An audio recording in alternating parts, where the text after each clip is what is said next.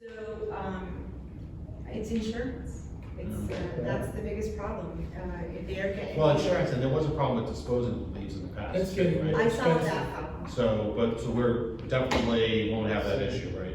I solved that problem. Mr. Spencer was nice enough to take all of our leaves last year, and he's going to be doing the same this year. So, but it's insurance, and, you know, it's paying the guys. It's become it's dangerous, because the auger that chops them up, like when they're sucked in, it gets jammed, and the guys have to deal with that. So that's why insurance rates are going up.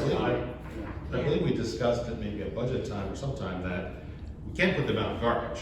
So Yes. we could just, So that's. People would have to bag it though, right? Yes. Yeah. Yes. Very big inconvenience for right. parents. Yeah, that's what I was just gonna bring up, and I did speak to the garbage company about it, and, you know, I was trying to get them to give me like an average price, because to try to weigh the difference, and they really can't, because they don't separate it. So what we're talking about is. They're not throwing it So in. you're gonna pay for it in a tonnage. Exactly. exactly. So if it's dry, it's probably good, but if it's But wet. it's wet, it's heavier, then and it's it's paying heavier. more. So it's like, they couldn't give me a price, and not only that, but it's not separated at all, so it's like.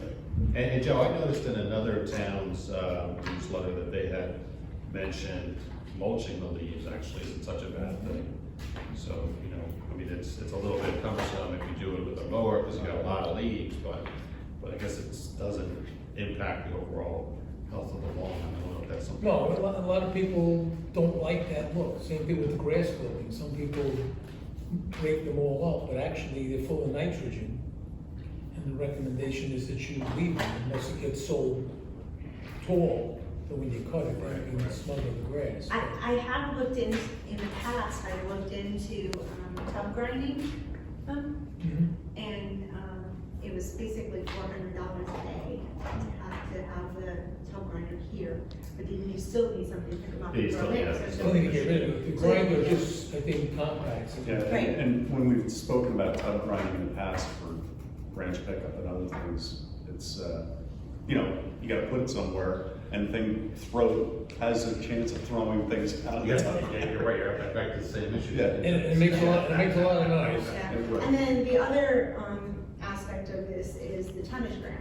So the leaves that are picked up by Mr. Patillo, I guess is the one that's doing it this year, but we get, he says to me, okay, well, you know, we'll sign off, we did X amount of yards, and then that's an item that I would put into the tonnage grant, and we get grant money for that.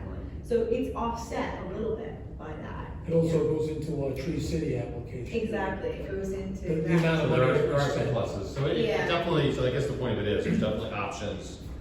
This still probably is the best option, Right. even at almost $9,000 a year. So, Crazy, but yeah. But Karen, are residents allowed to burn leaves? No. Because I had someone complaining to me about that, saying their neighbor was doing that. So that is not permitted, and if that happens, they should call Kevin or, Oh, yeah, actually, Kevin. okay. Or the fire marshal. Well, the fire marshal would come out also, but Okay. yeah, but Kevin would be the most logical choice, because, I mean, it's throwing off.